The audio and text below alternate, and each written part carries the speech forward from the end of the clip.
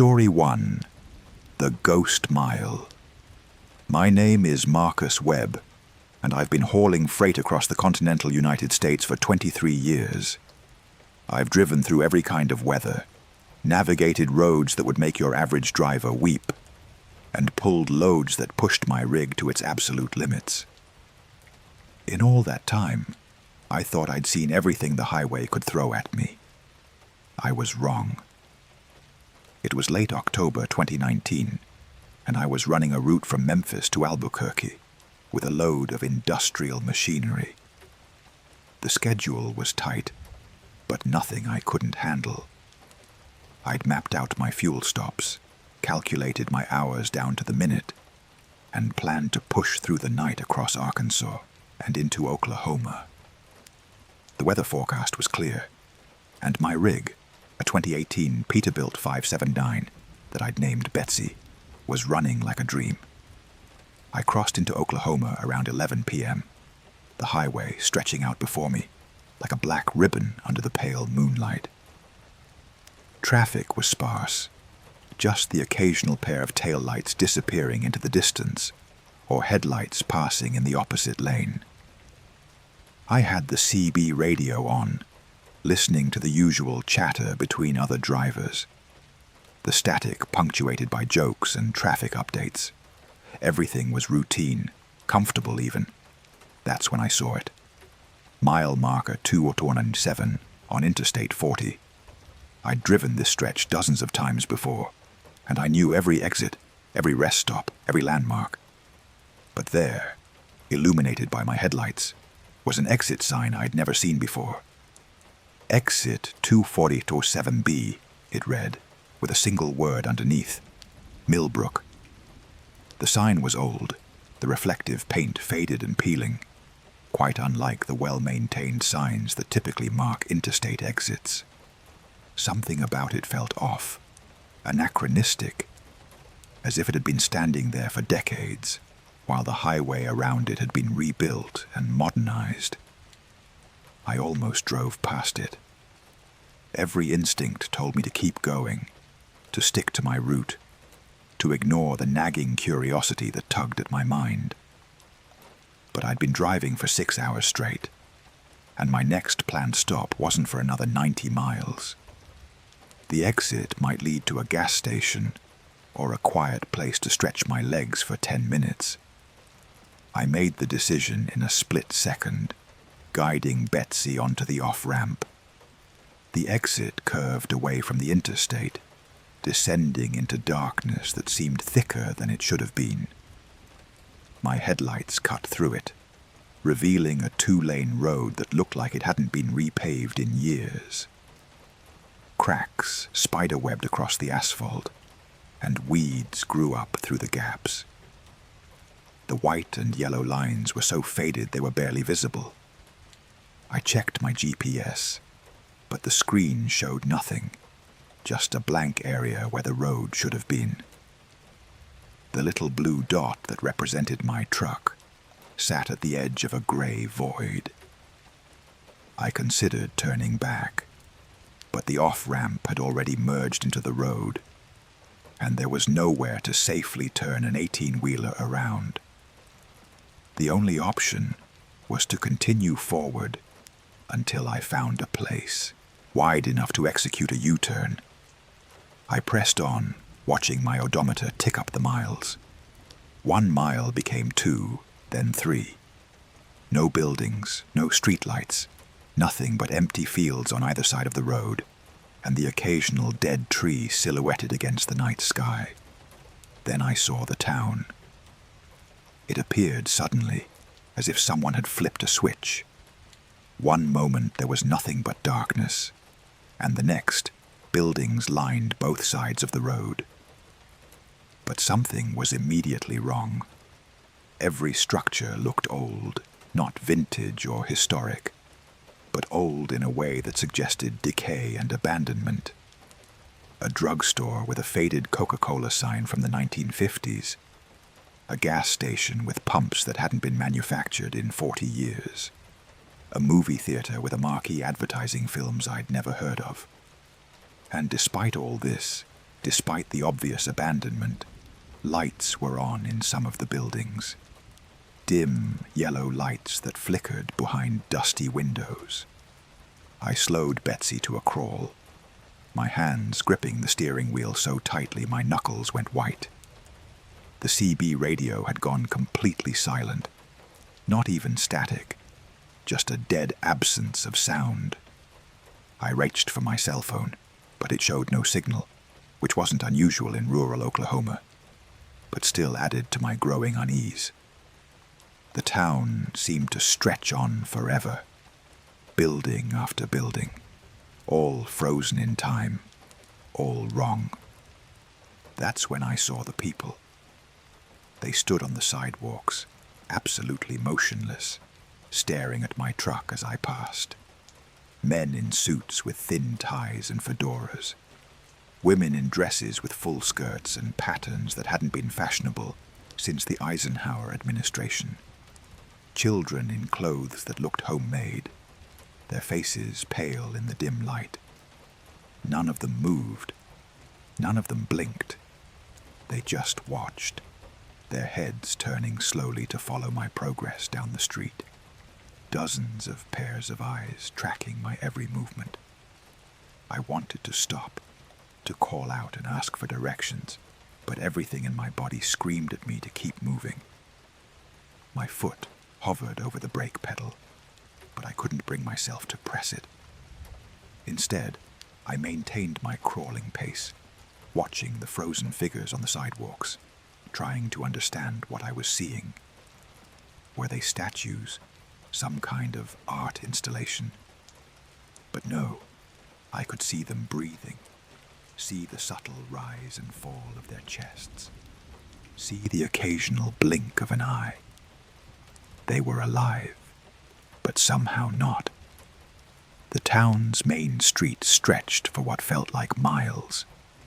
I passed a diner with people visible through the windows, sitting at tables and counters, coffee cups raised halfway to their mouths, forks suspended over plates, all of them frozen mid-motion, like someone had pressed pause on reality. A barber shop where a man sat in the chair, the barber behind him with scissors in hand, both completely still. A hardware store where customers stood in aisles, reaching for products they would never quite grasp. My breathing had become shallow, rapid. Sweat ran down my back, despite the cool October night. I checked the odometer again. I'd been driving through this town for 7 miles. 7 miles of frozen people and impossible buildings. Towns like this didn't exist anymore, and they certainly didn't stretch for 7 miles along a single road. The rational part of my mind tried to make sense of it. Maybe I'd fallen asleep at the wheel. Maybe I was having a stroke or a carbon monoxide leak in the cab. But everything felt too real, too detailed to be a dream or a hallucination. Then I saw the sign. "Thanks for visiting Millbrook. Come back soon." Beyond it, the road stretched into darkness once more. I accelerated, desperate to put distance between myself and whatever that place was. Betsy's engine roared as I pushed her up to 60, 70, 80 miles per hour on that cracked and broken road. My eyes darted to the rearview mirror, and my heart nearly stopped. The town was still there, but now the people were moving. They'd turned away from the road and were walking, all of them, in perfect unison, toward the center of town. Hundreds of people, maybe thousands, all moving with the same mechanical stride, all heading in the same direction. And above the buildings, in the very center of town, something was rising. A darkness that was somehow darker than the night around it. A shape that hurt to look at, that made my eyes water and my head ache. I focused on the road ahead, refusing to look back again. The darkness swallowed the town behind me, and after what felt like an eternity, I saw lights ahead. Real lights, modern lights, the blessed sight of the interstate. The road merged back onto I-40, and suddenly my GPS blinked back to life. My phone showed signal bars, and the CB radio erupted with static and conversation. I pulled over at the next rest stop, my entire body shaking. I sat in the cab for 20 minutes, trying to calm down, trying to convince myself that I'd just been tired, that my mind had played tricks on me. But when I checked my trip log, 7 miles were unaccounted for. 7 miles that existed in my odometer, but nowhere else. And when I looked at the map, there was no exit to Formidoshiwasambi. There was no Millbrook. I reported it to the Department of Transportation the next day, trying to keep my voice steady as I described the exit and the town. The woman on the phone was patient but clearly skeptical. She checked their records and found nothing. No exit, no town, no road. According to every official database, that stretch of I-40 was uninterrupted from mile marker 245 to mile marker 250. But I know what I saw. I know what I drove through. And I know that whatever Millbrook is, it exists somewhere between the miles we count and the places we map. I've driven that stretch of highway a dozen times since then, always during daylight, always with another driver on the CB. I've never seen the exit again. But sometimes, late at night when I'm driving alone, I see that old sign in my peripheral vision. Exit 247B. Millbrook. And, every time, I grip the steering wheel tighter and keep my foot steady on the gas. I've talked to other drivers about it, carefully, obliquely, not wanting to sound crazy. A few have shared similar stories. An exit that wasn't there before. A town that couldn't exist. People who shouldn't be. We don't talk about it openly. We don't report it anymore. We just drive, and we remember, and we make sure we never ever take that exit again. Because whatever is waiting in Millbrook, whatever those people were becoming as they walked toward that rising darkness, it's not something anyone should see. Not something anyone should know exists. Some roads don't lead to places on any map. Some exits take you somewhere you can never truly leave, even after you've driven away. Story 2. The Loop. Jennifer Crane had been driving professionally for 15 years when she encountered the road that wouldn't end. Unlike many drivers who started in their 20s, Jennifer had come to trucking later in life, at 35, after her divorce left her looking for a complete change. She'd found peace in the solitude of the highway, in the rhythm of the miles passing beneath her wheels. She was methodical, careful, and proud of her perfect safety record. She planned every route down to the last detail, kept meticulous logs, and never took unnecessary risks. That careful nature was the only reason she survived what happened on Highway 83 in North Dakota. It was February 2021, and Jennifer was hauling a load of agricultural equipment from Bismarck to Minot. The route was straightforward, just over 100 miles of highway. She'd driven at least 50 times before. The weather was cold but clear, the roads dry, and she'd left Bismarck at 9 p.m., planning to reach Minot before midnight. Her truck, a reliable Freightliner Cascadia, was running perfectly. She had a full tank of fuel, fresh coffee in her thermos, and a playlist of podcasts ready to keep her company. The first hour was uneventful. She passed through small towns with names like Washburn and Underwood, their scattered lights briefly interrupting the darkness before fading behind her. She kept to the speed limit, watched the mile markers tick by, and made mental notes for her logbook. At the 40-mile mark, she noticed something odd. A green highway sign that read Minot 58 miles. She frowned, doing quick math in her head. She'd driven 40 miles from Bismarck, which meant she should be 60 miles from Minot, not 58. It was a small discrepancy, the kind of thing that could be explained by road changes or rounding errors in the signage. She drove on, but now she was paying closer attention to the mile markers. 10 minutes later, she passed another sign. Minot, 58 miles. Her frown deepened. She'd been driving at a steady 60 miles per hour.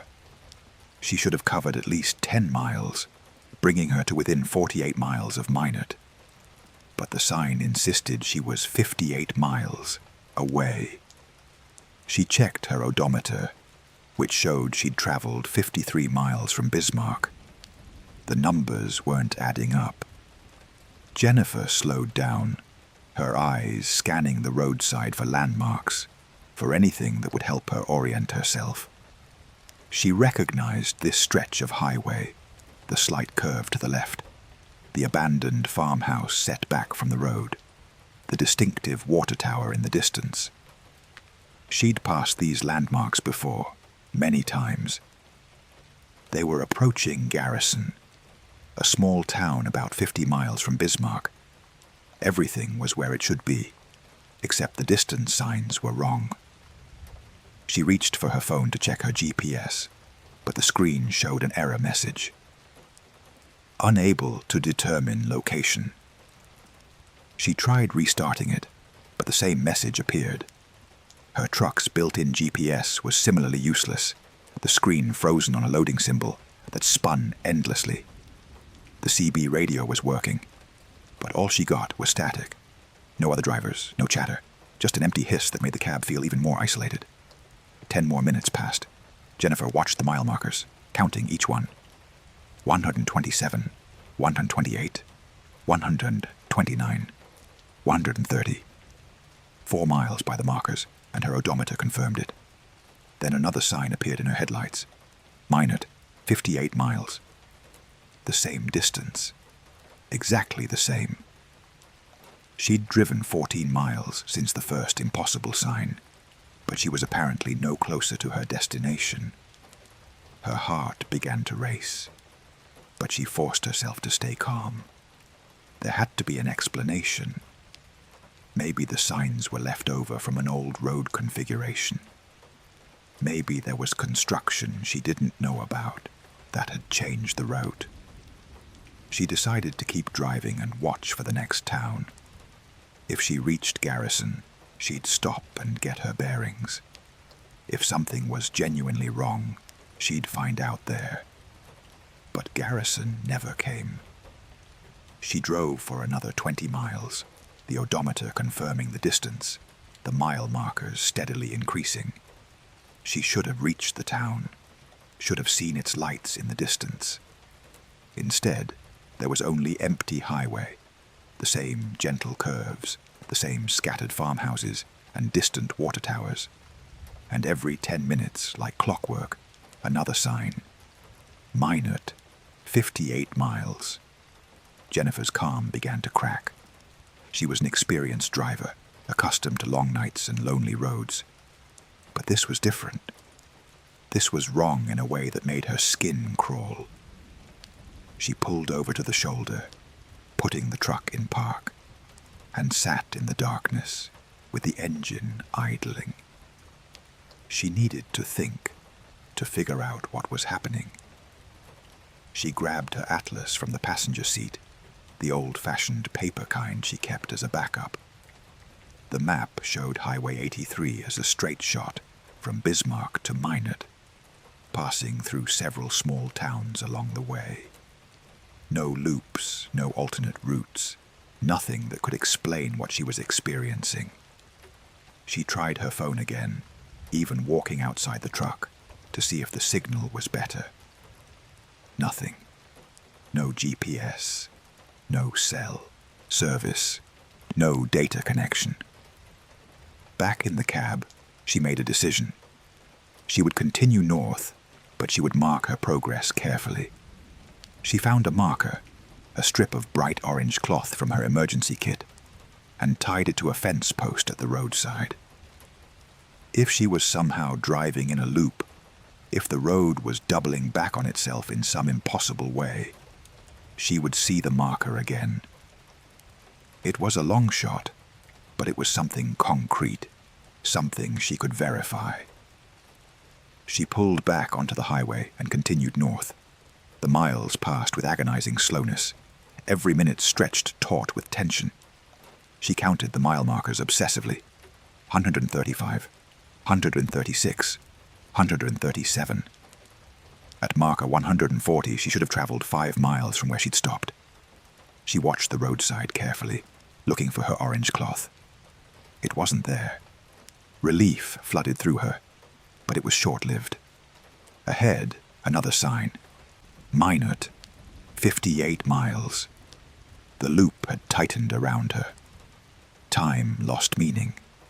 She drove and drove, watching the mile markers increase, watching her fuel gauge drop, always seeing those impossible distance signs. She tried turning around, heading back south toward Bismarck, but the signs just changed to read, Bismarck, 58 miles, no matter how far she traveled. She tried taking her hands off the wheel, letting the truck drift to the shoulder, hoping that stopping completely would break whatever hold the road had on her. But every time she tried to stop, every time she even thought about giving up, a profound dread settled over her, a bone-deep certainty that stopping would be worse than continuing. Hours passed. The sky should have been lightening with dawn, but it remained stubbornly dark. Her fuel gauge showed a quarter tank, which was impossible because she should have run out of fuel hours ago, based on the distance her odometer claimed she'd traveled. She was in a pocket outside normal reality, where distance and time and fuel consumption followed different rules. Then she noticed something new. The landmarks were changing, shifting subtly each time she passed them. The abandoned farmhouse she'd seen a dozen times now had lights in the windows. The water tower had changed color from white to rust red. The trees along the roadside were different, their branches reaching toward the road like grasping fingers. And there were other vehicles now, parked along the shoulder, abandoned. An old pickup truck from the 1970s, a sedan with flat tires, a semi-truck with faded lettering she couldn't quite read. All empty, all positioned at irregular intervals along the highway, all slowly being consumed by the landscape as weeds grew around their tires and rust spread across their bodies. Jennifer understood then. This wasn't just a strange phenomenon. It was a trap. The road was collecting vehicles, collecting drivers. She wondered how many others had driven this loop before her, how many had eventually stopped, unable to continue, and become another abandoned vehicle on the shoulder. The thought filled her with renewed determination. She would not stop. She would not become another relic on this impossible highway. She began to experiment, trying anything that might break the pattern. She drove with her headlights off, navigating by moonlight. She drove in reverse for a mile.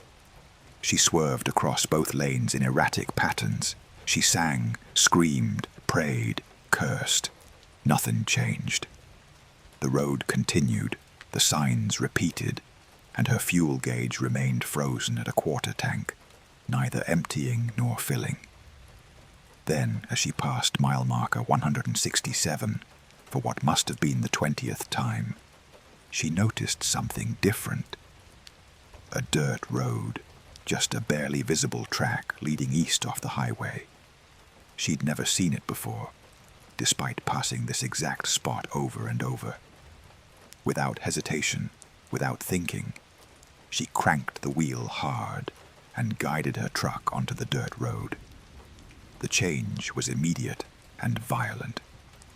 Her truck bounced and shuddered over the rough ground, branches scraping against the sides, the trailer swaying dangerously behind her.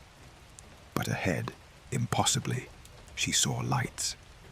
Real lights, the fluorescent glow of a gas station, the neon of a diner sign. She pushed the truck forward, praying that the trailer wouldn't jackknife, that the ground would hold beneath her wheels. And then she was through, bursting out of the dirt track onto a paved road. Her GPS suddenly blinked to life, showing her location as Highway 52, 15 miles west of Minot. Not Highway 83, not anywhere near where she should have been. Her phone showed it was 7 a.m., and she had 47 missed calls from her dispatcher. 10 hours had passed since she'd left Bismarck. 10 hours to travel 100 miles. 10 hours lost to that impossible loop. Jennifer pulled into the gas station and sat trembling in her cab. She couldn't explain what had happened, couldn't make the timeline make sense. According to her logs, according to every rational measure, she should have reached Minot in 2 hours. Instead, she'd spent 10 hours driving an endless loop on a highway that seemed determined to never let her reach her destination. She never reported it. Who would believe her? Instead, she changed her routes, refusing to take Highway 83 ever again. She's still driving, still hauling freight across the country, but she carries something new with her now. Every 100 miles, she ties a piece of orange cloth to a fence post or a road sign. A marker, a proof that she's making progress, that the road isn't looping back on itself. Other drivers have started to notice them, these strange orange markers appearing along highways across the country. Some ask her about them. She just smiles and says they're for luck. But in her heart, she knows they're much more than that. They're a breadcrumb trail, a way to prove that the miles she drives are real, that she's actually moving forward and not just spinning in place on a road that will never end. Because she knows the truth now. The highway remembers, and sometimes it doesn't want to let you go. Story 3. The Station at the End of the World. Thomas Reeves was a third-generation trucker, carrying on a family tradition that stretched back to his grandfather's first rig in 1963. He'd learned to drive sitting on his father's lap, steering while his dad worked the pedals, listening to CB radio conversations, and learning the unwritten rules of the road before he was tall enough to see over the dashboard. By the time he got his commercial license at 21, he had more practical experience than drivers twice his age. Now, at 42, with 21 years of professional driving behind him, he thought he understood the highway in all its moods and mysteries. He was wrong. The run that changed everything started in Phoenix, Arizona, on a sweltering August night in 2020. Thomas was hauling electronics to Denver, a route he'd driven so many times he could navigate it in his sleep. He left Phoenix at 8 p.m., planning to drive through the night and reach Denver by mid-morning. His truck, a 2019 Kenworth W900 that he'd customized with every modern convenience, was his home away from home. He'd installed a premium sound system, a small refrigerator, and a sleeping berth with an actual mattress instead of the standard foam pad. He was as comfortable as anyone could be while driving a 40-ton vehicle through the darkness. The route took him north through the desert, then east across the Arizona-New Mexico border. It was a lonely stretch of highway, Interstate 40, cutting through miles of empty land where towns were few and far between. Thomas liked it that way. He enjoyed the solitude, the sense of being alone with his thoughts, and the endless road. His CB radio provided occasional company, other drivers passing information about speed traps and traffic conditions. But mostly he drove in silence, watching the stars wheel overhead through his windshield. Around 2 a.m., he was about 60 miles east of Flagstaff when his fuel warning light came on. He checked his gauge and frowned. He'd filled up in Flagstaff not an hour before, and he should have had more than enough fuel to reach his next planned stop in Gallup, New Mexico. But the gauge showed less than an eighth of a tank, far less than it should have. He did quick mental calculations, considering the possibility of a fuel leak, but the engine was running smoothly with no performance issues. He grabbed his CB radio and called out to any drivers in the area, asking about nearby fuel stops. The response was immediate, a clear, professional voice that said, "There's a station at mile marker 219, just off exit 219A. Can't miss it. They're open 24 hours." Thomas checked his GPS, which showed he was approaching mile marker 219, but there was no exit marked. Still, GPS data could be outdated, and it wasn't unusual for small stations to exist off unlisted exits. As he approached marker 219, he saw the sign, "Exit 219A," with an arrow pointing to an off-ramp that curved away into the darkness. The sign looked new, the reflective paint bright and clean, quite unlike the weathered signs that typically marked exits in this remote area. But Thomas was more concerned about his fuel situation than the appearance of road signs. He took the exit. The ramp descended more steeply than usual, dropping away from the interstate at an angle that seemed wrong, too sharp, too sudden. Thomas downshifted, letting the engine brake slow his descent, uncomfortable with how quickly the highway disappeared behind him. At the bottom of the ramp, the road leveled out, becoming a narrow 2-lane strip of perfect asphalt that stretched into the darkness. And there, about a quarter-mile ahead, was the gas station. It was the most beautiful gas station Thomas had ever seen. That was his first thought, strange as it was. The building was a gleaming structure of white walls and huge glass windows, all of it bathed in soft, warm light that seemed to push back the darkness of the desert night. 8 pumps stood in neat rows under a massive canopy, all of them new, all of them displaying brands Thomas recognized. A large convenience store occupied one end of the building, its windows revealing well-stocked shelves and clean aisles. There were even a few other vehicles at the pumps, which should have been reassuring but somehow wasn't. Thomas pulled up to a pump and climbed out of his cab.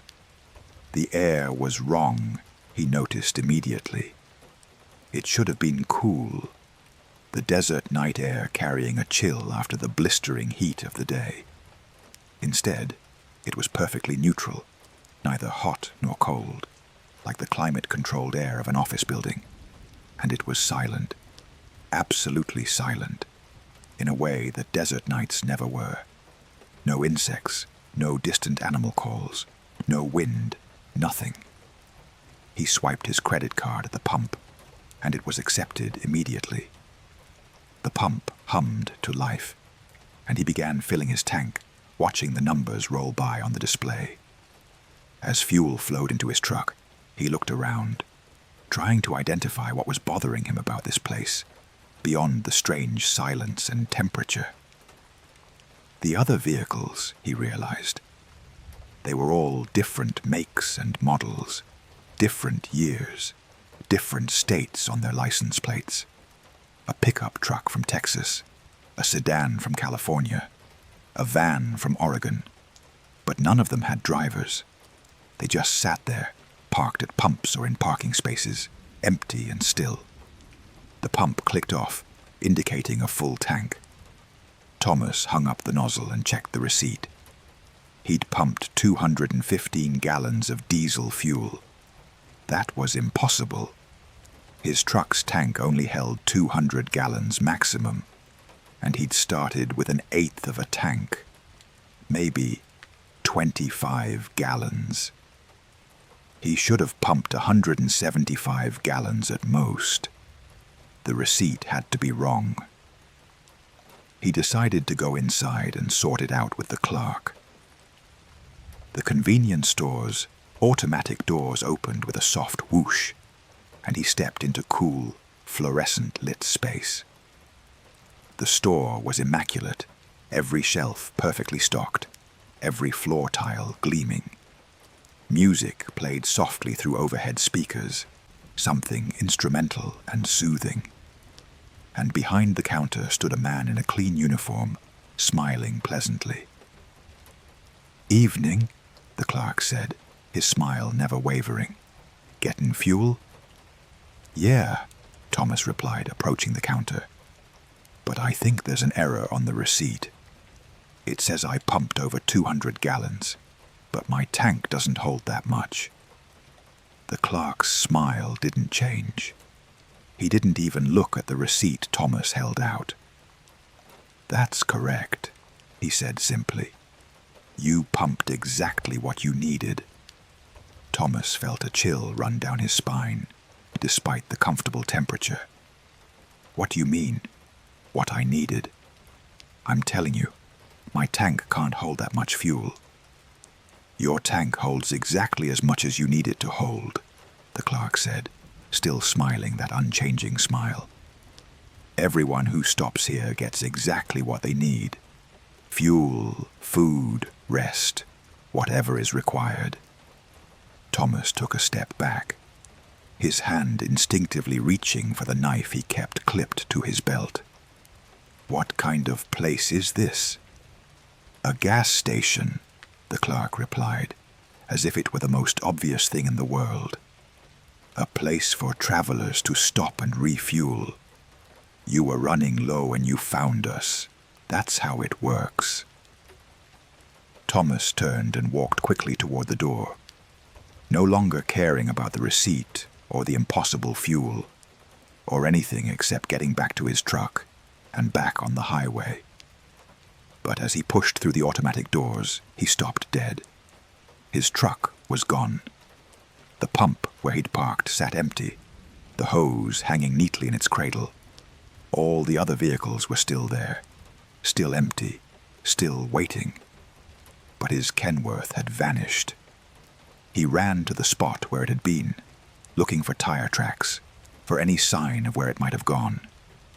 The asphalt was perfect and unmarked, as if his truck had never been there at all. He pulled out his phone, ready to call the police, but there was no signal. Not one bar, not even a searching symbol. Just a blank space where the signal indicator should have been. "Your truck is being serviced," the clerk's voice came from behind him. Thomas spun around to find the man standing in the doorway of the store, his smile as constant as ever. "It will be ready when you're ready to leave." "What the hell is going on here?" Thomas demanded, his voice rising. "Where's my truck? Where am I?"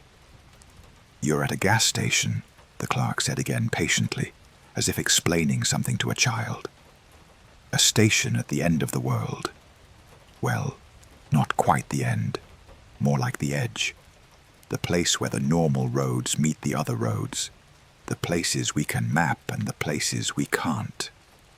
Thomas's mind reeled. This couldn't be happening. It was too absurd, too impossible.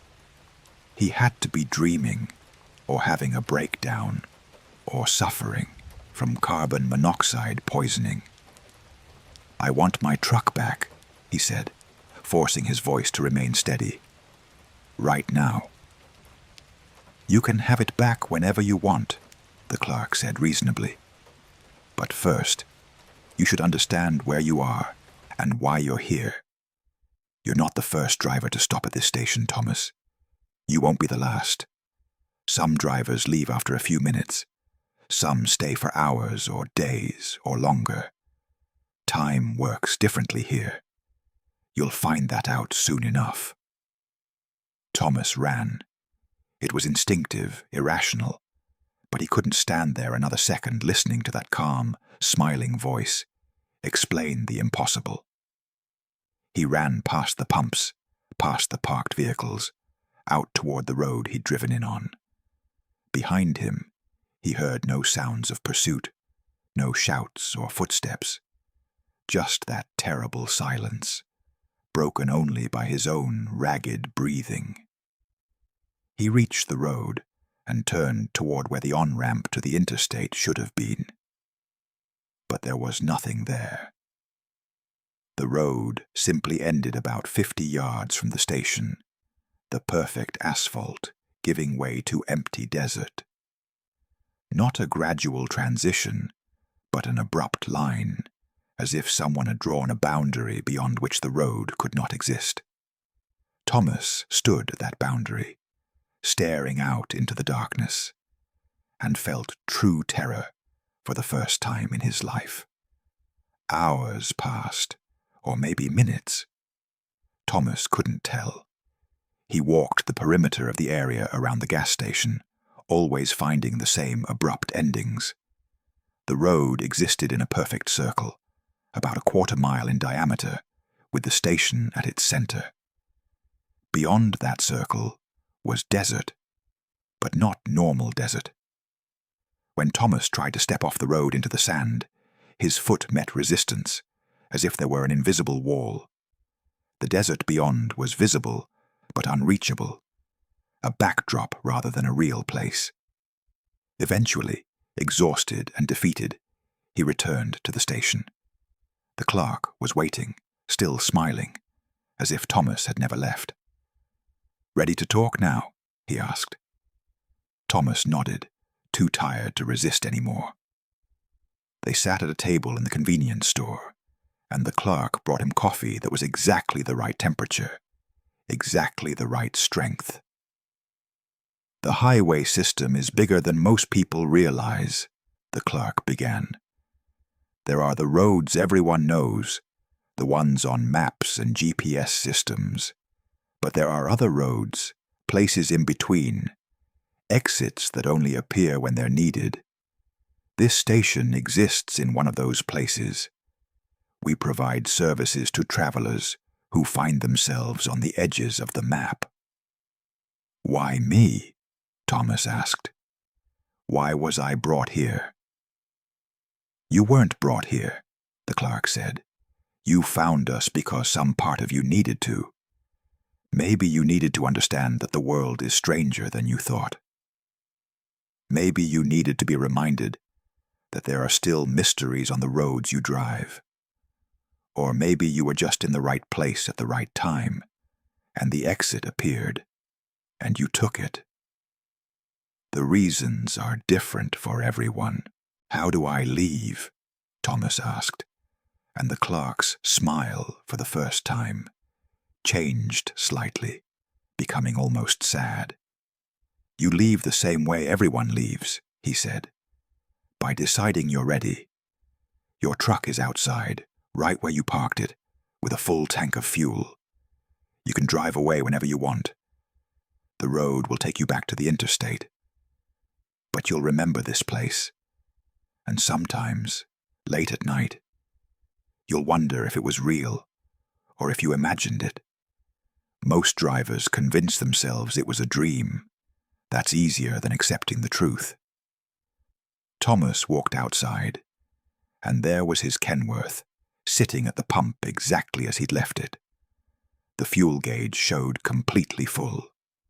He climbed into the cab, started the engine, and pulled away from the station without looking back. The road stretched ahead of him, and within minutes he saw the on-ramp, saw the interstate, saw the familiar mile markers. He merged back onto I-40, and when he looked in his mirrors, There was nothing behind him but empty desert. He reached Denver 6 hours later, exactly on schedule. His logs showed no gap in time, no unexplained delay. According to every objective measure, he'd driven straight from Phoenix to Denver, with only routine fuel stops. But his fuel receipt from Flagstaff was missing, replaced by a receipt from a station that didn't appear in any online database. 215 gallons at a place that existed and didn't exist simultaneously. Thomas still drives, still hauls freight across the country, but he's changed his route slightly, avoiding that stretch of I-40 east of Flagstaff. Not because he's afraid exactly, but because he's not sure he could resist stopping again if he saw that exit. The station at the end of the world, the place between places, calls to him in his dreams. And sometimes, when he's driving late at night and his fuel runs lower than it should, he sees it in his peripheral vision. Exit 219A, a road leading nowhere and everywhere, a station that's always open, always waiting, always ready to fuel the trucks that travel between the world we know and the world we don't. He grips his steering wheel tighter and keeps driving, because some places, once you've seen them once, should never be visited twice. The highway is patient and the exit will be there if he ever truly needs it again. That's what frightens him most. Not that it existed, but that it's still there, waiting, just one wrong turn away from any road in America. And one day, he knows, he might be too tired, or too curious, or too lost to drive past it. One day, he might stop again, and this time, he might not leave.